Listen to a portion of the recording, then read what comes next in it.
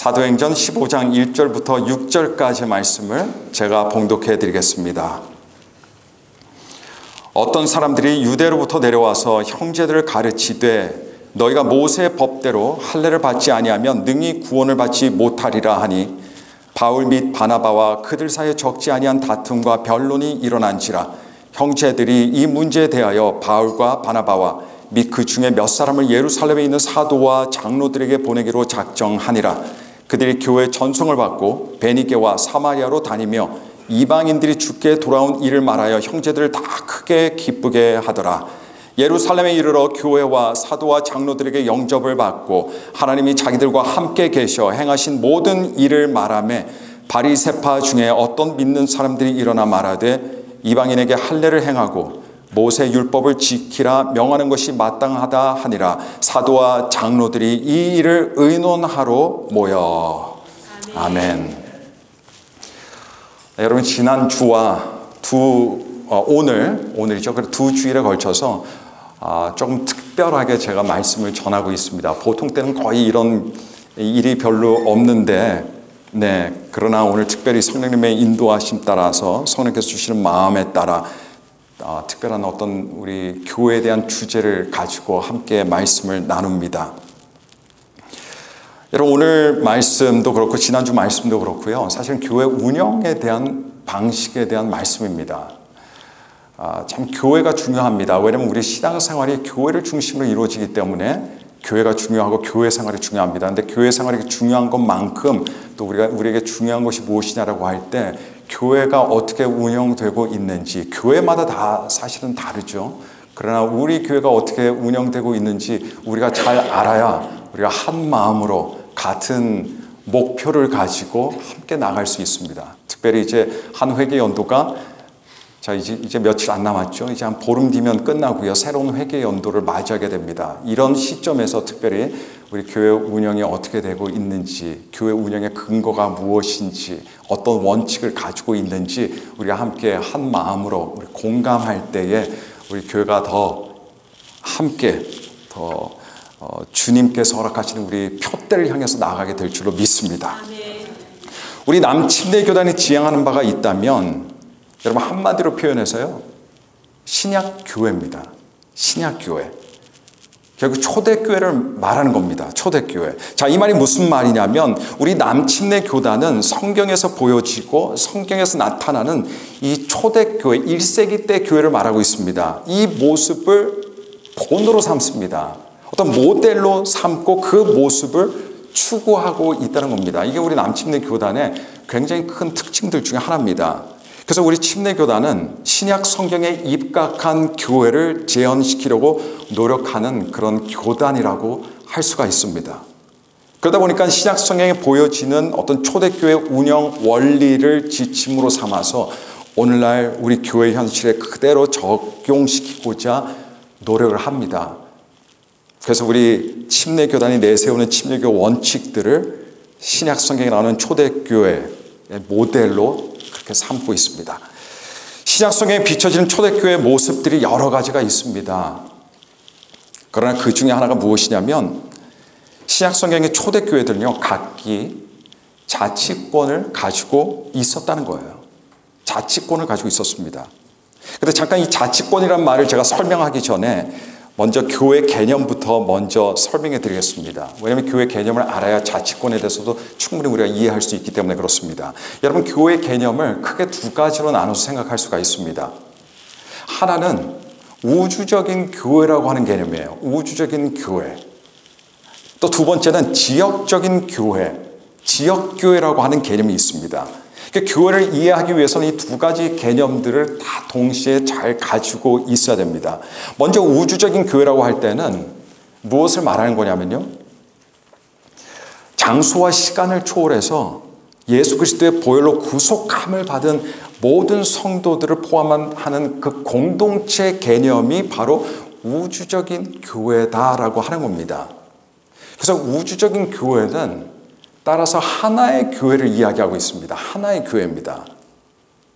우주적인 교회 개념을 따지면 비록 교단이 다를지라도, 그리고 또 건물에서 드리는, 다른 건물에서 드리는 예배가 될지라도 다른 나라나 다른 언어로 드리는 예배다 할지라도, 그러나 예수님의 이름으로 하나님의 자녀가 된 사람들은 큰 그림에서 볼 때 결국 모두가 예수님이시라고 하는 분을 머리로 모시고, 그리고 예수님을 경배하고 예수님의 말씀을 따르는 하나의 교회가 된다는 말씀입니다.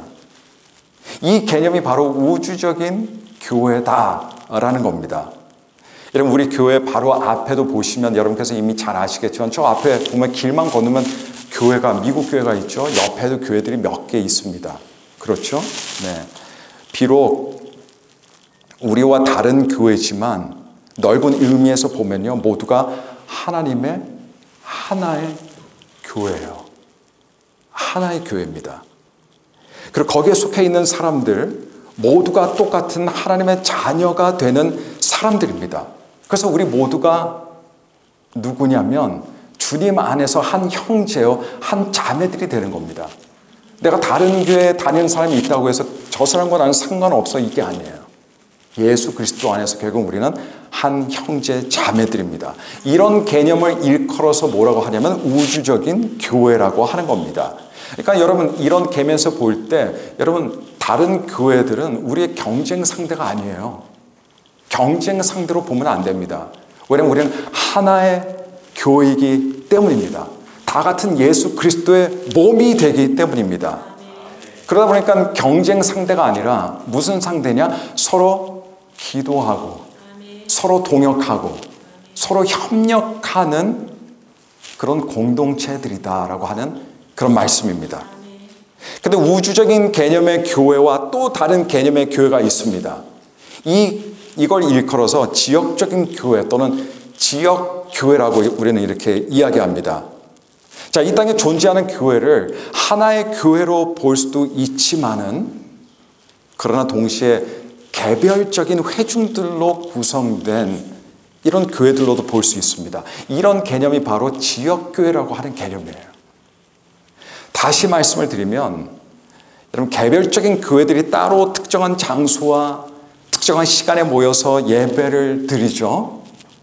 그리고 성도들은 그렇게 특정 지역에 존재하는 믿음의 공동체에 속해서 거기서 신앙생활을 합니다. 이렇게 개별성의 개념으로 이해하는 것이 지역교회다라고 하는 그런 개념입니다.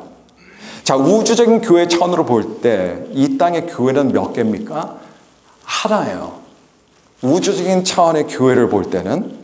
그러나 지역교회 차원에서 볼 때 지역교회들은 몇 개가 있을까요? 엄청 많습니다. 한두 개만 있는 게 아닙니다. 그래서 교회들마다 다 부르는 이름이 달라요. 그렇죠? 네, 이게 바로 지역교회, 어떤 개별적인 교회 개념을 갖고 있기 때문에 그렇습니다. 자, 우리 앞에 있는, 저 앞에 있는 미국 교회, 아까 우주적인 교회 차원으로 봤을 때는 우리와 같은 한 형제 자매예요. 저 교회가 잘 됐으면 좋겠습니다. 우리 교회도 잘 됐으면 좋겠습니다. 왜냐하면 우리 모두가 잘 되는 것이 예수 그리스도의 몸을 건강하게 하는 길이 되기 때문에 그렇습니다.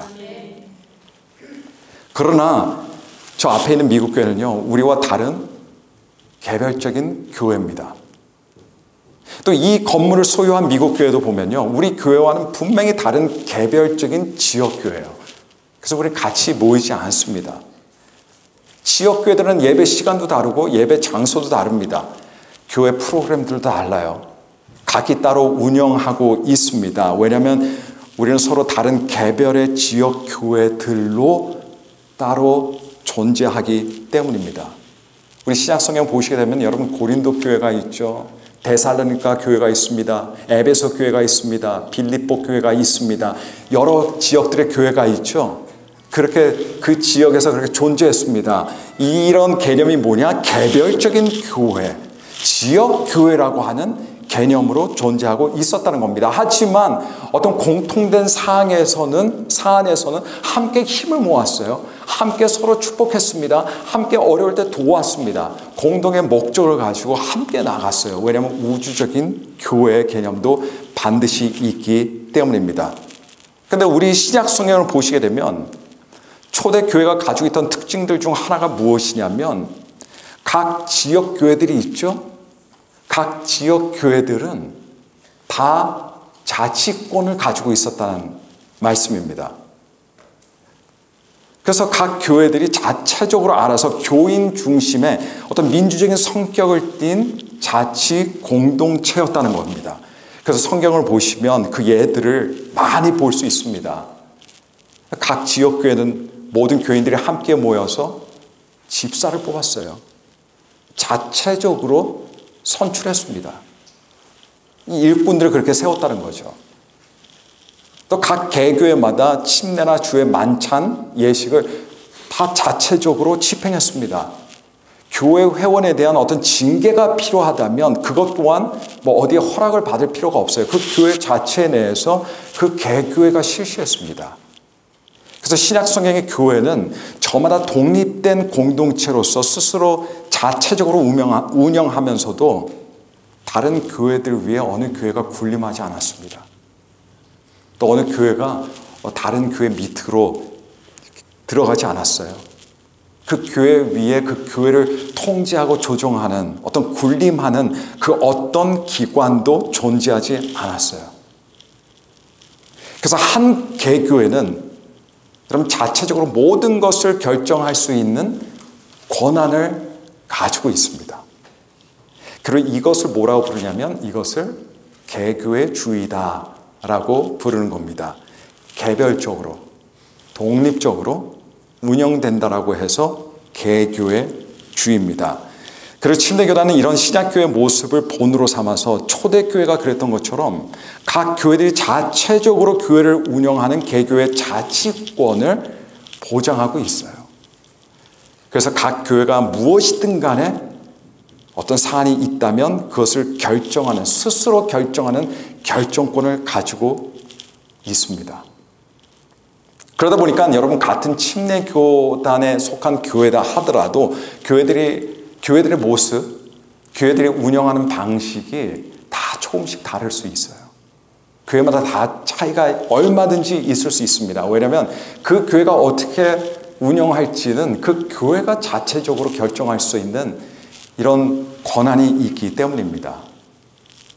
자, 그렇다면 조금 더 구체적으로 개교회로서 자치권이 과연 어떻게 행사가 될까요? 중요한 문제입니다. 자, 우리 교회들이 자치권이 있는 건 알겠습니다. 그렇지만 어떻게 그 자치권을 우리가 행사합니까? 라고 하는 질문이죠.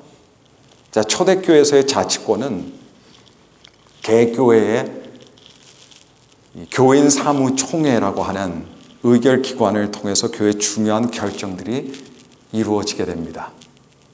사도행전을 보시게 되면 신약시대 때 교회들의 중요한 결정들은 바로 그 교회에 소속된 교인들이 함께 모여서 결정하는 교인 사무총회에서 이루어지는 것을 우리는 볼 수가 있습니다. 물론 지금 현대 교회는 다소 환경이 달라졌기 때문에 어떤 인원이 너무 많은 침례교회 같은 경우는 이런 온 교인이 모여서 함께 결정하는 것이 굉장히 어려울 수가 있어요. 그럼 그 어려움을 간파하고 그 교회가 자체적으로 다른 방식으로 함께 지혜를 모으고 머리를 모아서 그렇게 만들어서 운영할 수도 있습니다. 그러나 일반적으로 그렇게 규모가 크지 않은 교회들은 그리고 온 교인들이 함께 모여서 교인 사무총회라고 하는 곳에서 함께 기도하는 마음으로 주님을 바라보면서 결정들을 해왔습니다. 그 최초의 신뢰가 어디냐면 무엇에서 찾을 수 있냐면 바로 예루살렘 교회 집사들 선출의 장면에서 볼 수 있습니다. 자, 그때 어떻게 집사들을 뽑았습니까? 온 교회가 함께 모였어요. 함께 어떤 문제인식을 갖고 있었습니다. 그래서 온 교회가 함께 주님께 나아갔죠. 함께 기도했습니다. 그 가운데서 성령이 충만하고 지혜롭다라고 검증된 믿음의 7 사람들을 집사들로 세운 거예요. 이렇게 7 집사들을 세움에 있어서 초대교회 교인사무총회가 있었다는 거예요. 교인사무총회라는 말은 이때 없었지만은 사실상 그게 교인사무총회가 됩니다. 그렇다면 교인사무총회에 누가 들어올 수 있을까요? 교인 사무총회는 말 그대로 교인만 들어올 수 있습니다. 교인들만. 그렇다면 누가 교인이 될까요? 뭐 이미 여러분께서 많이 아시고 계시겠지만 우리 교회의 경우입니다. 우리 교회의 경우, 다른 교회는 좀 다를 수도 있어요. 우리 교회의 경우는 교회 정식 등록 교인이 되기 위해서 두 가지 조건이 있습니다. 하나는 반드시 침례나 또는 타 교단에서 올 경우는 세례를 받은 사람이어야 됩니다. 왜냐하면 세례나 침례나 이거는 신앙 고백이거든요. 온 회중들 앞에 내가 예수님을 믿습니다. 예수님 따르며 살겠습니다 하는 그 고백, 순종이 바로 침례를 통해서 이루어지는 거예요. 그래서 혹시 침례나 세례를 받았지만 이런 신앙 고백 없이 받으신 분들이 계시다면 저한테 꼭 말씀해 주셔야 돼요. 예를 들면 유아 세례 같은 경우 우리 침례교단에서는 유아 세례는 받지 않습니다. 왜냐하면 아무런 아직 의식이 없을 때, 아직 주님을 만나지 못한 때이기 때문에 유아 세례는 저희가 인정하지 않습니다. 설령 유아 세례를 받았다 하더라도 나중에 나이가 들고 예수 그리스도를 나의 구주로 영접하고 신앙 고백할 수 있다면 그때 침례를 행하게 되죠. 그래서 어쨌든 이런 침례와 세례를 받은 사람이어야 되고, 그리고 새가족반을 수료해야만 됩니다. 자, 새가족반을 수료한다는 이야기는 뭐냐면 제가 이 교회 교인이 되겠습니다 라고 하는 의지를 표방하는 겁니다. 누구나 뭐 억지로 와서 교인 등록할 수 없어요. 누구라도 자유롭게 기쁜 마음으로 와서 이 교회 교인이 되겠습니다. 이 마음이 기본적인 마음입니다. 더군다나 우리 새가족반 때는 다른 이야기 하지 않고 무엇보다 복음에 대해서 함께 나누게 돼요. 그래서 이 두 가지 순서 절차를 거친 분들에 한해서 우리 교회 정식 등록 교인이 될 수가 있습니다. 정식 교인이 될 때 교인 사무총회에 참석할 수 있어요. 그리고 교인 사무총회에서 얼마든지 의견을 개진할 수 있습니다. 건의할 수 있습니다. 질문할 수 있습니다. 특별히 어떤 결정 사항이 있을 때 거기서 함께 투표권을 행사할 수도 있습니다. 이게 정식 등록 교인이 가지고 있는 권한입니다. 자, 침례교단은 이렇게 성도들이 모두 직접 교회 운영에 참여하게 되는데, 이러한 방식을 일컬어서 뭐라고 하냐면 회중정치라고 합니다. 회중정치. 자, 감리교는 감독정치예요. 감독의 운영권이 굉장히 강합니다. 장로교단은 장로정치예요. 장로님들이 모여서 당회에서 많은 것들을 결정하죠. 그럼 우리 침례교단은 회중정치입니다. 회중정치예요. 그러니까 어떤 침례교회들은 이 당회를 만들 수도 있어요. 그래서 장로님들을 둘 수도 있습니다. 그 교회가 그렇게 결정하면 그렇게 하는 겁니다. 하지만 그 당회라고 하는 것도 그 장로 제도가 도입됐다 할지라도, 하지만 회중들, 교인 사무총회의 권한이 가장 강할 수밖에 없습니다. 침례교에서는 교인 사무총회 결정이 최종적인 결정이에요. 그 위는 없습니다. 교인 사무총회가 최종적인 결정을 내릴 수 있어요. 그것을 뒤집을 수 있는 사람은 아무도 없습니다. 누구든지 자신의 뜻대로, 자신의 원대로 결정이 나지 않았다고 해서 마음이 불편할 수 있겠지만, 그럼에도 불구하고 교인들의 약속이 뭡니까? 교인들의 약속은 그런 거예요. 교인 사무총회 결정을 존중하는 겁니다. 그래서 그 결정에 따라 함께 나가게 되는 거예요. 이게 우리 침례교단의 일반적인, 정통적인 운영 방식입니다. 근데 자, 이 시점에서 잠시 오늘 본문 말씀에 대해서 잠깐 설명해 드리도록 하겠습니다. 오늘 본문의 말씀은 초대교회에 있었던 회의에 대한 이야기예요. 회의입니다. 초대교회 때 한 논쟁이 발생했습니다.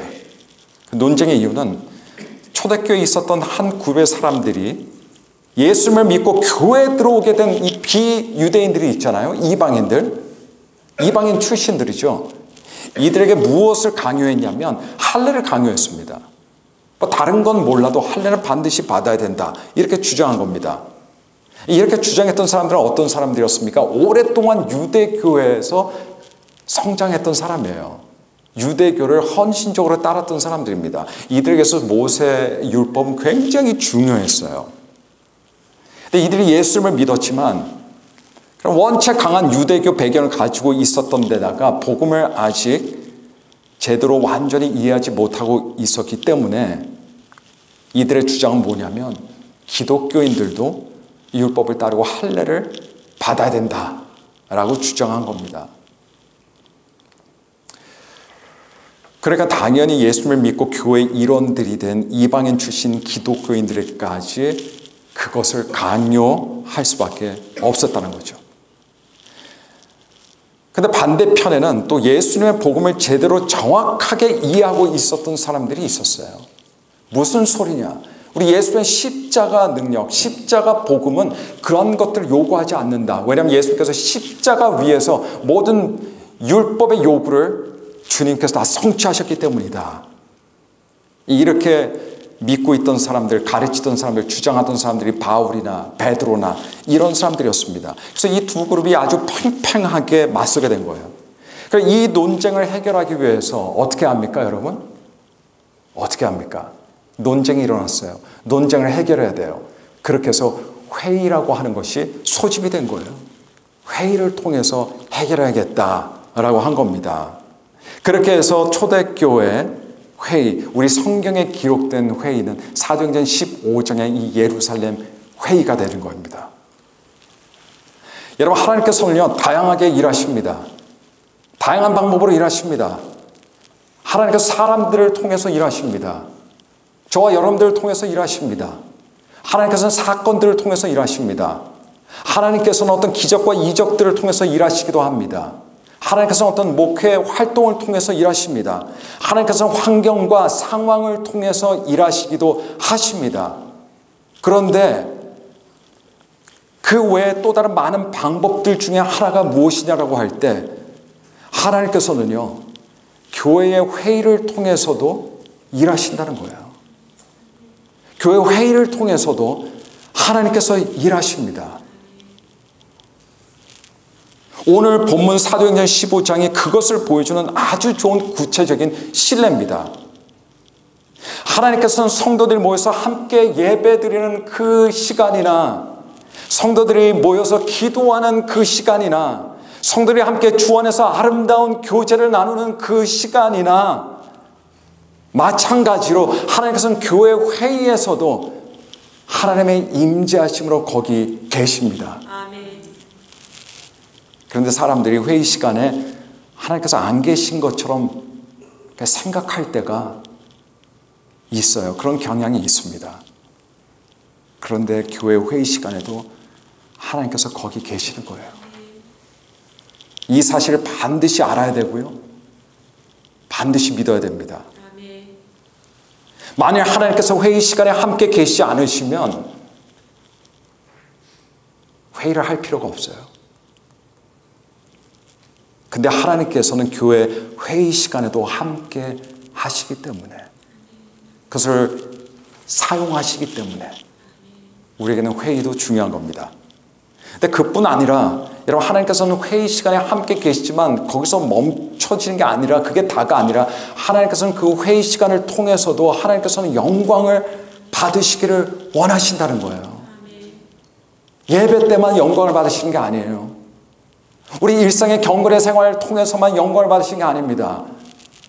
교회의 믿음으로 성도들이 함께 모여 회의하는 그 자리에서도 하나님께서는 영광 받으시기를 원하십니다. 그래서 여러분, 교회 회의도요, 거룩한 성도들의 모임 시간이 되는 거예요. 이런 이유로 하나님을 예배하는 예배 시간에 우리가 스스로 겸비하고 조심하는 것과 마찬가지로 회의 시간도 사실은 마찬가지예요. 예배 시간에만 하나님을 경외하는 게 아닙니다. 회의 시간에도 하나님 경외하는 마음으로 그 자리에 있는 거예요. 교회 회의 시간에 얼마든지 의견을 내거나 건의하거나 질문할 수 있습니다. 그러나 거기서 분을 내거나 뭐 비판하거나 정죄하거나 언성을 높이는 일은 교회에서는 있을 수 없는 일입니다. 근데 사실 회의와 관련해서 많은 교회들이 사실 약해요. 약합니다. 그래서 교회들이 회의를 두려워해요. 회의를 무서워합니다. 또 무슨 일이 터지면 어떡하지? 네, 여러분 사실 안타까운 현실이지만 교회 회의에 대한 설교나 가르침이 많이 부족해요. 저도 그런 설교 들어본 적이 없습니다. 그러나 하나님께서는 회의를 통해서도 일하시기 때문에 우리는 회의에 대해서도 깊이 생각할 수 있어야 됩니다. 그래서 저 또한 가끔 이런 회의에 대한 가르침이나 설교를 해야겠다. 저는 그런 생각이 들어요. 왜냐하면 그래야 사람들이 회의 시간에 와서도요 은혜를 받습니다. 어떻게 우리가 회의에 참석하고 회의의 목적이 무엇인가. 굉장히 영적인 일이거든요. 그리고 교회 굉장히 중요한 일이거든요. 이걸 우리가 간과할 수 없다는 이야기입니다. 그래서 우리 교회가 2년이 조금 넘었지만은 이 이른 단계에서부터 교회 회의 문화가 하나님께서 기뻐하시는 그런 회의 문화로 우리가 노력하고 의식하고 그렇게 만들어 나가야 될 줄로 믿습니다. 교회는요 찬양이 은혜스러워야 돼요. 교회는요 예배가 은혜스러워야 됩니다. 교회는 선교 봉사하는 거 아주 은혜스러워야 돼요. 그러나 동시에 교회는요 회의도 은혜스러워야 됩니다. 근데 은혜로운 회의를 위한 어떤 기본적인 원리나 가치라는 것이 있죠. 그냥 우리 은혜롭게 하자 해서 그 회의가 은혜롭게 되는 건 아닙니다. 회의에 어떤 원리가 있고 가치가 있어요. 모두가 그거를 공유할 수 있어야 됩니다. 동의할 수 있어야 됩니다. 그래서 함께 노력할 수 있어야 돼요. 그래야 회의가 은혜로워지고요. 하나님께서 기쁘게 사용하시는 어떤 도구가 될 수 있습니다. 근데 모든 교회 회의에 원리가 있고 가치가 있어요. 두 단어로 표현할 수 있지 않을까 싶습니다. 그건 뭐냐면요. 상호 존중과 그리고 질서입니다. 상호 존중과 질서예요. 회의는 무조건 존중과 질서가 있어야 돼요. 이게 하나님의 뜻입니다.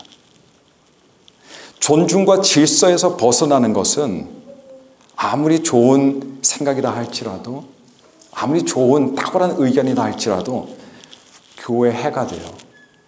교회 해가 됩니다. 어떤 공동체도 마찬가지예요. 교회뿐만이 아닙니다. 존중과 질서가 중요합니다.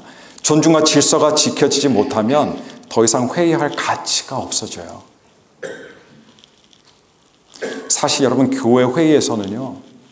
우리가 이걸 꼭 우리가 함께 공감해야 되는데 회의에서는 회의의 내용보다도 중요한 게 있어요. 회의 내용보다 중요한 게 무엇이냐라고 할 때 그것은 존중과 질서입니다. 존중과 질서예요. 회의 내용이 아무리 중요해도 그러나 존중과 질서가 거기에 있지 않으면 그 회의 내용이 소용이 없어요. 교회에서의 모든 회의 시간은 그래서 존중과 질서의 시간이 되어야 될 줄로 믿습니다. 하나님께서 함께 계시기 때문에 서로를 존중합니다. 그리고 서로의 이 회의 시간의 질서를 존중하는 거예요. 그런데 존중과 질서가 교회 회의의 원리이자 가치라고 한다면 교회 회의에서는 또 진행을 위한 어떤 진행 원칙도 당연히 존재할 수밖에 없어요. 존재해야만 됩니다. 교회들마다 회의 방식 다를 수 있어요. 내가 알고 있는 이 회의 방식이 전부가 아닙니다. 이 교회는 이런 방식이 있고 저 교회는 또 저런 방식이 있을 수 있어요. 그러나 회의 방식이 어떠하든 간에 회의들은 원활한 진행을 위해서 어떤 정해진 진행 원칙들을 따라야 됩니다. 그리고 그 원칙들을 지키면서 진행이 될 때 우리 회의가 다른 길로 가지 않아요. 주님 앞에서 조심하게 이루어지고 은혜롭게 이루어지는 회의가 됩니다. 그리고 아무리 교회마다 회의 방식이 다르다 해도 그러나 공통으로 가지고 있는 이 원칙들이 몇 가지가 있습니다.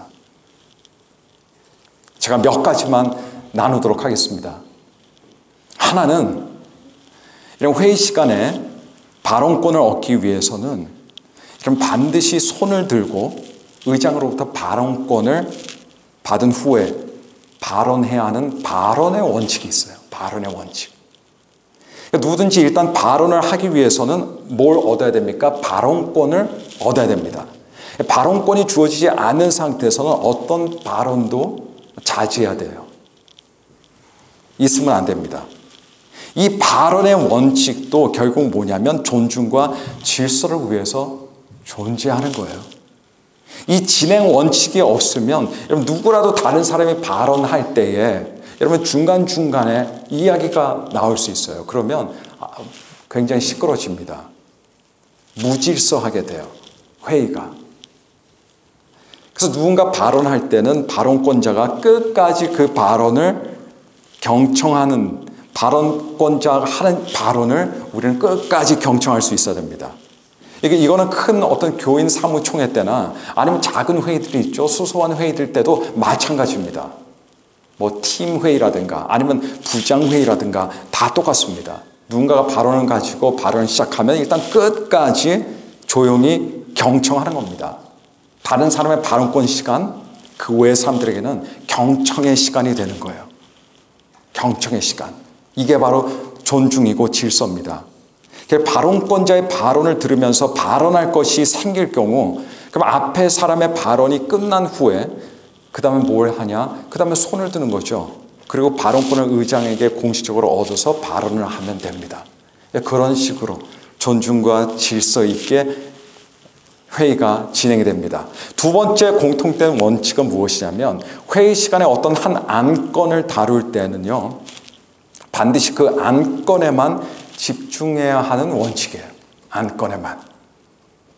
A라는 안건을 다룰 때는 그 A 안건에 대한 것만 함께 이야기합니다.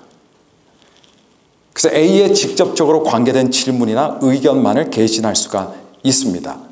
근데 만일 그 시간에 다루는 안건과 직접적으로 상관이 없다든가 아니면 그것은 따로 다루어야 하는 의견이나 질문으로 판단이 되면 의장은 원칙상 그 의견이나 질문을 받을 수가 없어요. 그러니까 미뤄야 됩니다. 왜냐하면 일단 그 시간만큼은 다루고 있는 그 해당되는 안건을 먼저 우리가 함께 집중하고 그리고 뭐 통과시켜야 되기 때문에 그래요. 결과가 어떻든 간에 그렇습니다. 대신 어떤 질문이나 의견이 있을 경우 공식 안건들을 모두 다룬 후에 따로 기타 사항들에 대한 발언이나 질문하는 시간이 있어요. 바로 그때 발언권을 얻어서 발언하거나 질문을 하시면 됩니다. 또 세 번째는 평소 교인 사무총에서 안건으로 다루기를 원하시는 것이 있으실 경우 또는 질문이 있으실 경우 얼마든지 있을 수 있죠. 가능하면 교총 시간이 아니라 교인 사무총회 시간이 아니라 그 전에 공식적으로 어떤 전화 또는 부장회의에 올려주시면 거기서 함께 충분히 논의한 후에 충분히 소통을 하고 그리고 또 교총을 통하지 않고 해결할 수 있는 것은 해결하고 교총 때 다뤄야 하는 안건이라면 미리 잘 정리하고 준비해서 그것이 정식 안건으로 올려질 수 있도록 그런 과정을 거치면 참 좋습니다. 이게 준비의 원칙이에요. 네, 준비의 원칙입니다. 교총 때는 보통 논의를 위한 자리보다는 결정을 위한 자리. 네. 그 논의는 그 이전에 미리 충분히 하고 오는 것이 진행에 있어서 아주 유리해지게 됩니다. 하지만 안건으로 올려지기를 건의하셨지만 그러면 부장회의 때라든가 이런 때 협의하는 과정에서 굳이 이 협의하는 분들이 뭐 안건을까지 올릴 필요가 없다는 어떤 결론이 났을 경우 그래서 안건이 정식으로 채택되지 않을 경우 그러나 그분은 이게 정말 안건으로 올려줬으면 좋겠다 하는 그런 게 있을 수 있죠, 여러분. 있을 수 있어요. 그때는 교총에서 정식 안건으로 다뤄지기를 이렇게 건의하시는 겁니다. 물론 그만큼 중요한 것이 되어야 되겠죠.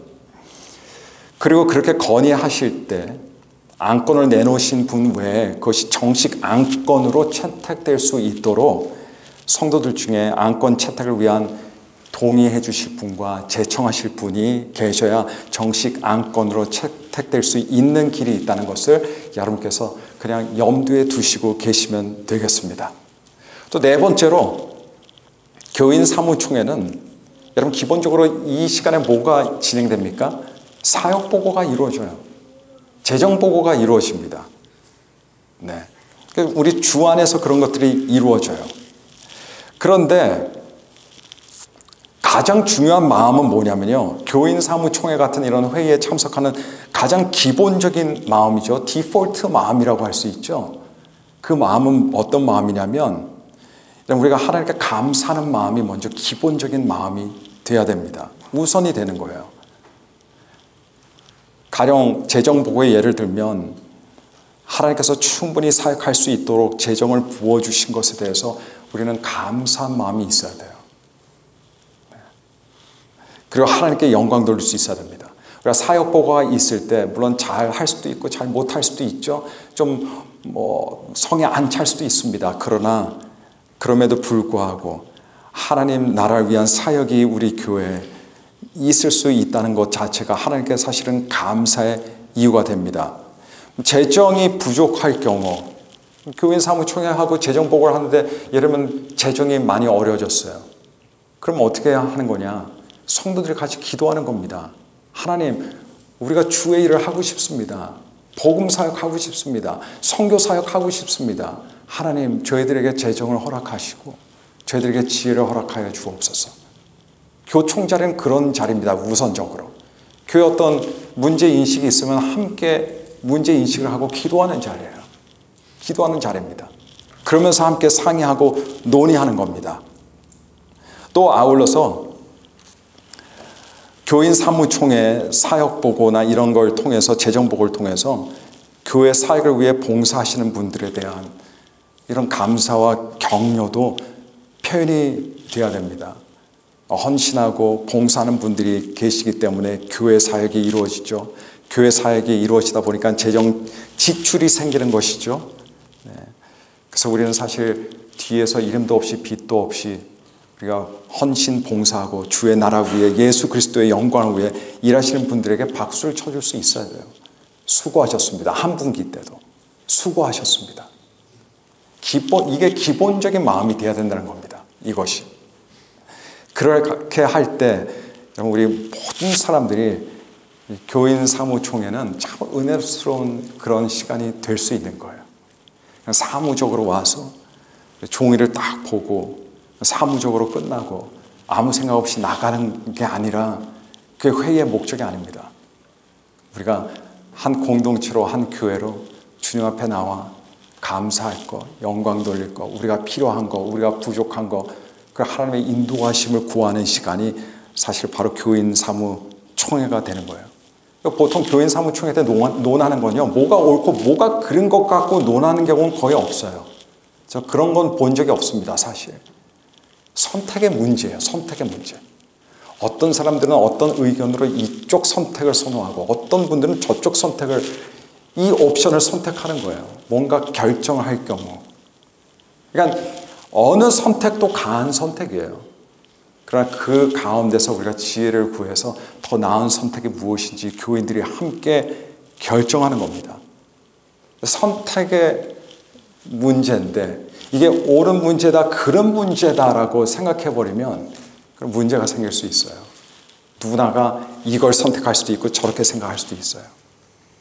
그러나 우리가 의견을 너무 강하게 갖다 보면 내 의견과 다른 의견은 다른 옵션이라기보다는 그거는 잘못된 것이다, 틀린 것이다, 이렇게 생각할 수가 있어요. 그런 생각은 우리가 조심해야 됩니다. 사실 대부분 교회 일은 대부분 선택의 문제들이 되는 것이고 우리가 구하는 것은 하나님께 지혜를 구해서 무엇이 더 우리 교회를 위해서 현명한 선택인지를 우리가 고르는 거예요. 네. 그래서 이게 옳고 그른 게 아니라는 겁니다. 대부분의 문제들이 있어서. 네. 그렇기 때문에 우리는 무엇을 선택해도 그 다음은 우리가 기도하는 가운데 선택하고요. 우리가 결정하는 건 하나님께 맡기고 그리고 나아가는 거예요. 그러다가 나중에 또 하나님께서 지혜를 주시고 우리가 경험이 쌓이고 그러면서 하나님께서 더 좋은 길을 열어주시죠. 그러면 앞으로 계속해서 우리의 선택들이 더 성숙해지고 더 나아지게 될 줄로 믿습니다. 우리는 어떤 선택을 해도요. 좀 지혜롭지 못한 선택을 했다 해도 그걸 통해서 우리는 배워요. 넘어지는 걸 두려워하면 안 됩니다. 우리가 최선을 다해서 기도하는 가운데 믿음으로 사랑으로 그리고 은혜로 뭔가를 선택할 때 두려워할 필요 없습니다. 왜냐하면 하나님께서 거기 계시기 때문에 그래요. 우리의 미흡한 선택도 하나님께서 합력해서 선을 이루셔서 오히려 우리들에게 우리가 생각하는 결과가 아니지만 그러나 우리들에게 더 좋은 결과를 하나님께서 허락하게 되실 줄로 믿습니다. 아멘. 결국은 믿음입니다. 아멘. 결국은 소망이에요. 아멘. 결국은 여러분 사랑입니다. 아멘. 이 회의 시간을 통해서 우리가 주 예수 그리스도의 뒤를 더 효율적으로 효과적으로 열정적으로 따르게 되는 겁니다. 그래서 회의 때는요 정말 우리가 성숙해질 수 있는 기회예요. 그리고 다른 사람들이 회의 시간을 통해서 배우는 기회가 되기도 합니다. 신앙 연륜이 없는 분들 또는 아직 어린 사람들도 교인 사무총에 다 들어와 있거든요. 그때 회의 통해서 성도의 성숙함과 교회의 성숙함을 보게 되고 배우는 겁니다. 여러분 교회 회의 때문에 교회가 힘들어지는 교회가 있어요. 반면에 교회 회의 때문에 교회가 더 평안해집니다. 어려움은 있을 수 있겠지만 좌충우돌 할 수도 있겠죠. 그러나 결국은 그 교회가 더 든든히 세워져 가는 교회들이 있습니다. 우리 교회가 바로 그런 교회가 되기를 간절히 바라고요. 이 땅에는 모든 교회들, 예배뿐만 아니라 모든 교회들의 회의 가운데서도 하나님께서 역사하시는 손길을 보면서 우리 간증거리들이 넘쳐나고 우리가 함께 모여서 논의하고 마음을 털어놓는 시간들이 참 은혜롭고 성도의 일종의 친교이자 교제 연장처럼 되는 그런 회의가 되기를 간절히 축복하고 축원합니다.